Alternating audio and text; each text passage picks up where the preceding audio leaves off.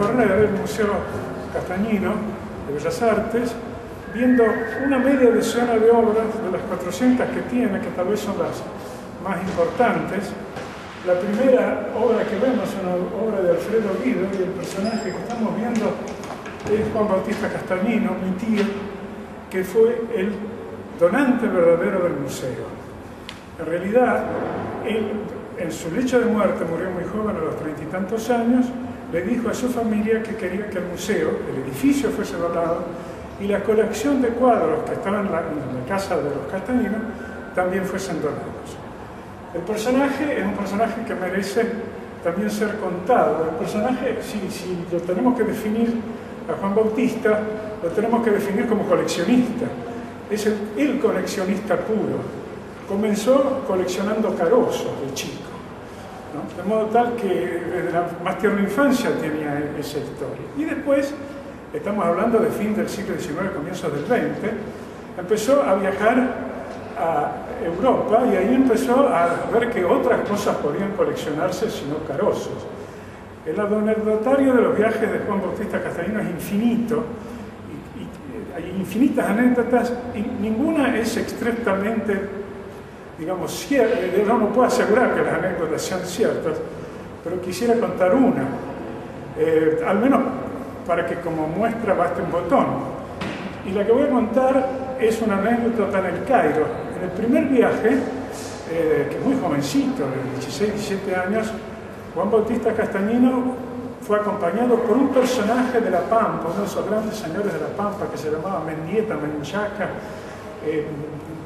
o con algún otro apellido que empezaba con Men, no me acuerdo, ¿no? Entonces llegaron al Museo del Cairo. Recuérdense que es el comienzo del siglo XX, ¿no? Y el coleccionista que había en Juan Bautista empezó a recorrer las vitrinas. No había nadie en el Museo del Cairo al comienzo del siglo XX.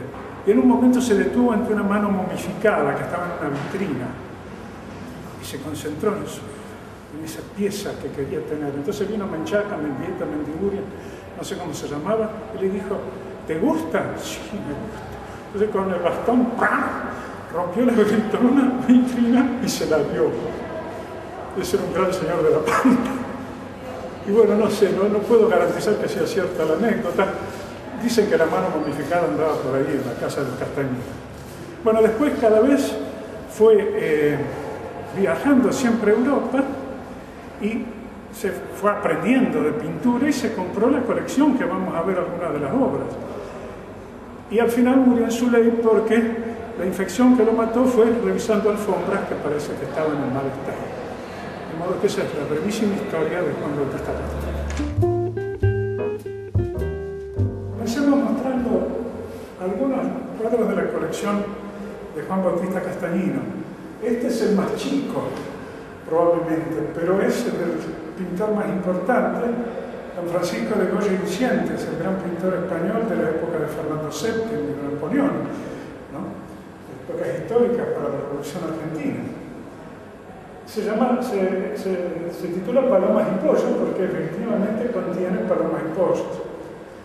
Pero vinculado a este cuadro de Goya, tengo que decir que el museo posee las 4 colecciones de grabados de Goya, 3 donadas por los Castañinos y la última adquirida por la fundación del museo hace muy poco tiempo.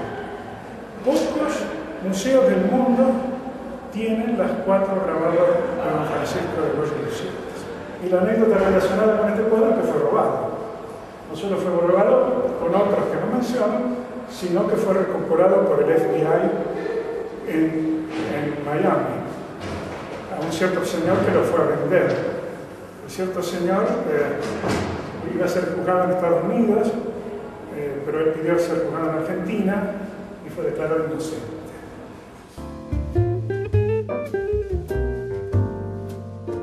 Después de hablar del cuadro más chico de la donación Castañino, veamos el cuadro más grande.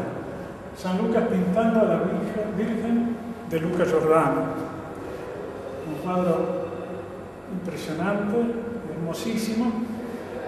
La historia del cuadro, que fue comprado por Juan Bautista y donado, es que no se sabía que era de Luca Giordano, sino se creía que era de Diego Rivera, autor del cuadro que está al lado.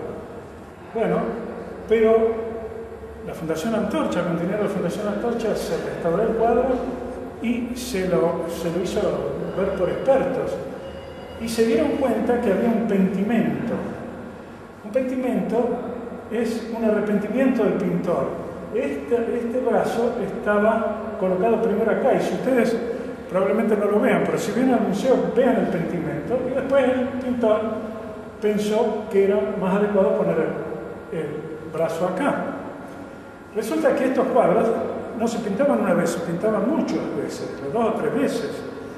Y había cuadros iguales en varios museos de Europa que estaban atribuidos a Luca Giordano, o sea que ya se sabía que era de Luca Giordano. Entonces, evidentemente, este no era un Diego Rivera, era un Luca Giordano. El problema era saber si era el primero y las otras copias. Era el primero porque tenía un pentimento. Y solamente en el primer cuadro el pintor se arrepiente, en los segundos copia el brazo como está. Así que tenemos el primer Luca Giordano de una serie de Luca Giordano que están en importantes museos europeos.